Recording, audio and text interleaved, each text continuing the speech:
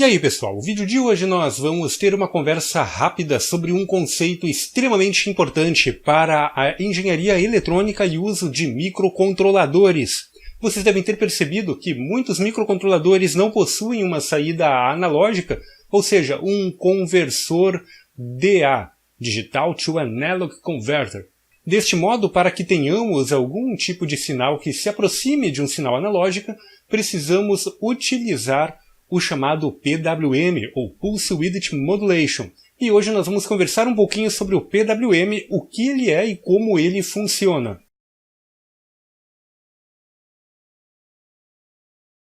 Hoje nós vamos falar sobre o PWM. PWM vem de Pulse Width Modulation, ou seja, modulação por largura de pulso, e ele é basicamente um sinal digital. Para entender o que é o PWM, primeiro precisamos definir alguns conceitos referentes a sinais digitais alternados. Todo sinal alternado possui algumas propriedades específicas. O período, que é basicamente a periodicidade que este sinal se repete no tempo. Por exemplo, um sinal digital, que é uma onda quadrada, varia de 1 para 0 e retorna para 1, sendo o seu período o tempo que ele leva para repetir este laço. Frequência é que é basicamente o inverso do período, ou seja, quantas vezes por segundo este sinal se repete, e é dado em Hz. O Duty Cycle, que é a relação de tempo entre o nível lógico alto e o nível lógico baixo em relação ao período.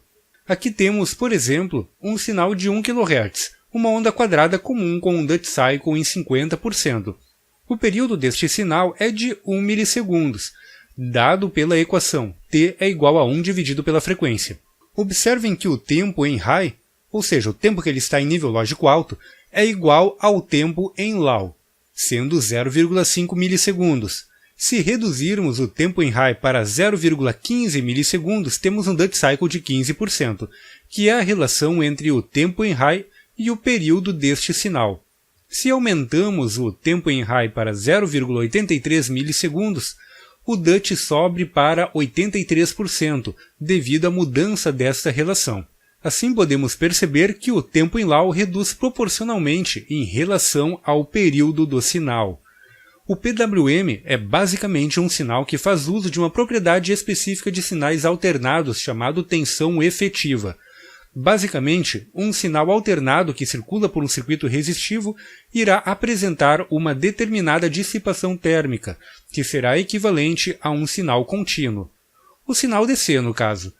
Assim, podemos dizer que este sinal AC representa uma tensão efetiva equivalente ao de um sinal DC. Ficou confuso? Vamos explicar melhor. Temos uma onda quadrada de 1 kHz. Cujo Duty Cycle é de 83%, como podemos ver nessa imagem obtida por um osciloscópio. Ao circular por um resistor de 1 ohm, teremos uma dissipação térmica equivalente a um sinal DC de 8,3 volts. Se mudamos o Duty Cycle para 14,6%, como nesta outra imagem, então a nossa dissipação térmica neste resistor será equivalente à dissipação de um sinal DC de 1,46 volts.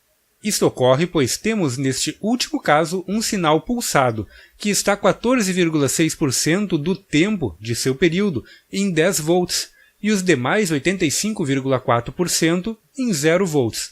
Como a frequência é alta, 1 kHz, torna-se praticamente indistinguível de um sinal DC, efetivamente falando.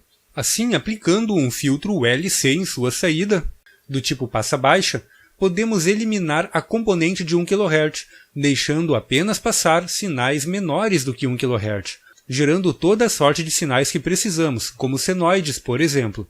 Essa técnica é muito adotada em microcontroladores e fontes chaveadas, com o PWM operando em frequências que variam desde 100 kHz até 1 MHz, possibilitando, através da adoção de filtros, gerar toda a sorte de sinais analógicos demandados em projetos. Então é isso aí, pessoal. Este foi o nosso vídeo de hoje. Não esquece de deixar aí o seu like, compartilhar os vídeos do nosso canal com os seus amigos e assine o nosso canal e clica na sinetinha para receber as notificações e estar por dentro do que acontece aqui no nosso canal. É isso aí. Até o nosso próximo vídeo.